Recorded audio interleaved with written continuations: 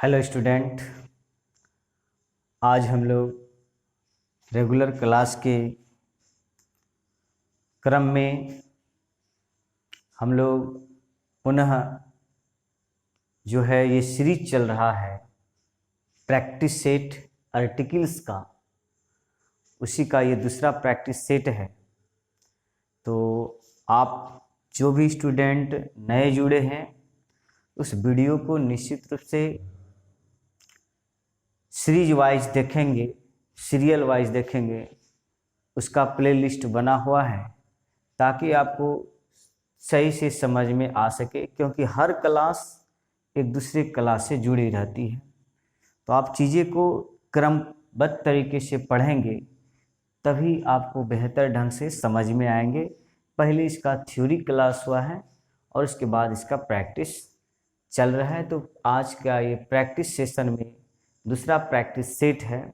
यहाँ पर आप केवल एक क्वेश्चन को सॉल्व नहीं करते बल्कि एक नियम को समझ पा रहे हैं। तो इसीलिए हम बारी बारी से इसका विश्लेषण करेंगे। आप फाइनली बताएंगे कि जो है आपका इस 10 में कितना सही होता है। तो पहला क्वेश्चन आज का है और वह है कि my brother is dash SDO in PWD.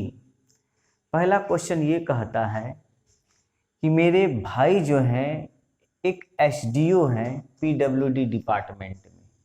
तो यहाँ पर देखिए एसडीओ, सबसे पहले ये जानिए कि कौन सा आर्टिकल इसमें होगा। एसडीओ एक पोस्ट का नाम है। एसडीओ को अगर हम हिंदी में लिखें तो इसका इस तरह से होगा एसडीओ। ये जो ए है आपका, ये ए जो है आपका हिंदी प्रोनाउंसिएशन की बात करें तो ये स्वर्ण वर्ण की होता है और आपको हम थ्योरी में बता चुके हैं। तो इसीलिए इसके पहले जो है ए और एन में से यहाँ पर एन का इस्तेमाल होगा, क्योंकि इसका हिंदी एसडीओ का हिंदी प्रोनाउंसिएशन जो है वो स्वर्ण वर्ण होता है, वोवेल साउंड होता है, इसीलिए यहाँ पर एन का इस्तेमाल होगा। तो जिसने जिसने एन दिया है उसका जवाब सही है। चलिए दूसरा प्रश्न है 5 weeks is dash long absence. मतलब कि 5 हफ्ते की जो एक अब्सेंट होता है यानी कि अनुपस्थिति होता है, वो एक लंबी अनुपस्थिति होता है। इस क्वेश्चन का कहने का तात्पर्य है कि 5 वीक का मतलब 5 सप्ताह की जो अब्सेंट होता है वो बहुत ज़्यादा होता है। यहाँ पर जो है एक टाइम का बोध हो रहा है, एक टाइम ऑफ पीरियड की बात हो रहा है। आप लोग जानते हो कि एक निश्चित समय, एक निश्चित दूरी का बात हो, जैसे 5 किलोमीटर अ लॉन्ग डिस्टेंस। तो यहाँ पर ऐसे सेंटेंस में ये एक सप्ताह की 5 सप्ताह की जो समय है उसको इंडिकेट किया जा रहा है। तो यहाँ पर जो है आपका अ लॉन्ग अब्सेंस हो जाएगा। यहाँ पर ए जिसने दिया है उसका सही है। चलिए तो अगला 3 नंबर प्रश्न है आपका।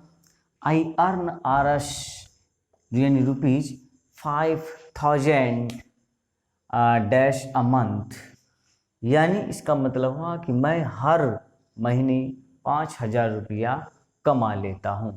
तो इसका मतलब यहाँ पर ये हो जाएगा, यहाँ पर रेट बताया जा रहा है, रेट दर पर मंथ कितने कमा लेते हैं 5000 रुपये। तो आप जानते हो कि जब किसी चीज़ का रेट बताया जाए, दर बताया जाए, है कि नहीं, तो ऐसे कंडीशन में हम लोग आर्टिकल्स ए अथवा एन का इस्तेमाल करते हैं। यहाँ पर मंथ 5000 कमा लेते हैं, तो इस तरह से यहाँ पर ए का इस्तेमाल होगा। जिसने ए दिया है उसका सही है, यहाँ पर ए हो जाएगा।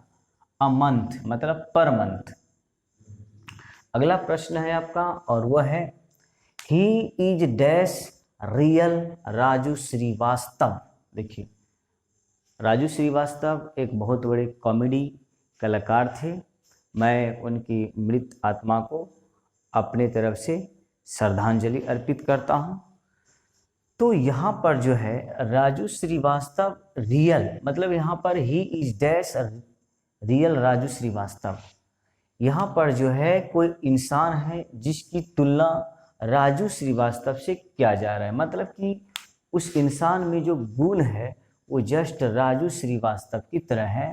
तो किसी व्यक्ति का गुण किसी अन्य व्यक्ति से तुलना की जाए, विशेषता बताई जाए, तो यहाँ पर भी जो है आर्टिकल्स ए का प्रयोग अथवा एन का प्रयोग होता है। तो यहाँ पर ए का प्रयोग होगा, इसीलिए यहाँ पर चूंकि किसी खास व्यक्ति से तुलना की जा रही है, यहाँ पर ए का प्रयोग होगा। चलिए अगला क्वेश्चन है, I am dash going for a bath. तो यहाँ पर आई एम गोइंग, यहाँ पर ब्लैंक नहीं होगा, ये ठीक है। I am going for dash bath, मैं स्नान के लिए जा रहा हूँ। मैं आपको पिछली क्लास में बता चुका हूँ कि मैं स्नान के लिए जा रहा हूँ। तो जब कोई भी वर्ब नाउन की भांति काम करने लगता है तो उसमें जो है आर्टिकल्स का प्रयोग होता है। तो यहाँ पर जो है बाथ के पहले ए का प्रयोग होगा, तो इसका सही ऑप्शन ए हो जाएगा।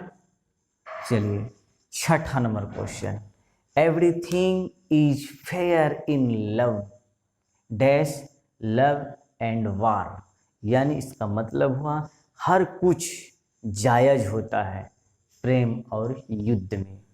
हर कुछ जायज होता है प्रेम और युद्ध में, इसका मतलब ये हुआ। तो यहाँ पर कौन सा प्रॉपर आर्टिकल्स होगा? यहाँ पर देखिए लव क्या है, ये वर्ब है, और आप जानते हैं वर्ब के पहले आर्टिकल्स नहीं आता है। आर्टिकल्स जब भी आता है नाउन के पहले आता है।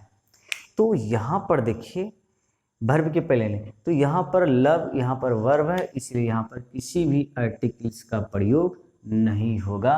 तो इस वाक्य में कोई आर्टिकल्स नहीं लगेगा, यानी इसका सही ऑप्शन नन ऑफ दीज हो जाएगा।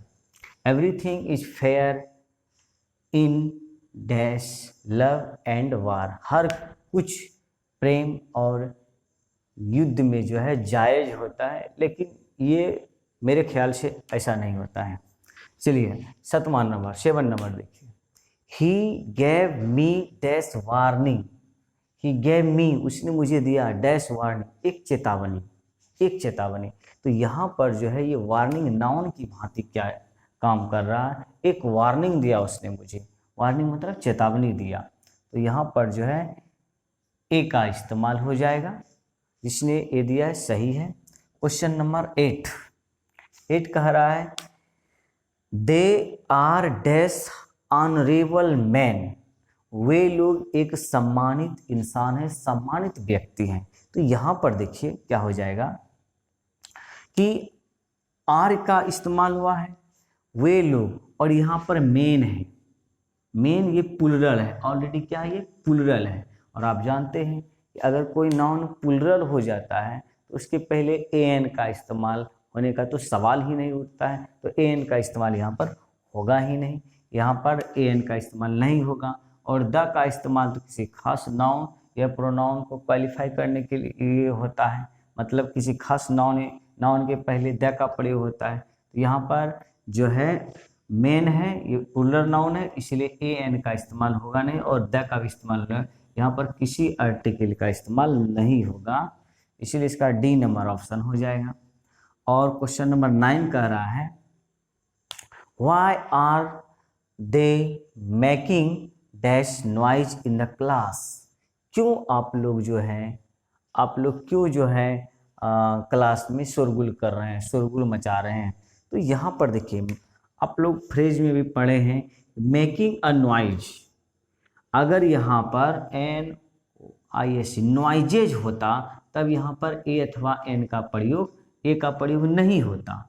अगर नॉइजेज होता, चूंकि प्लूरल हो जाता, तो यहाँ पर ए का प्रयोग नहीं होता, लेकिन यहाँ पर नॉइज है, इसीलिए यहाँ पर ए का प्रयोग होगा, इसको आप याद रखेंगे। तो चलिए इसका पहला ऑप्शन यानी ए नंबर फर्स्ट हो जाएगा, ए मेकिंग अ नॉइज होगा। Question number 10th and last, that the earth is round is round is dash universal truth, यानी धरती गोल है, ये वैश्विक सत्य है, ये परम सत्य है, ये यूनिवर्सल ट्रूथ है, विश्वव्यापी सत्य है। तो ये बात सही है, लेकिन यहाँ पर ये विश्वव्यापी सत्य है, ये नाउन की तरह कार्य कर रहा है।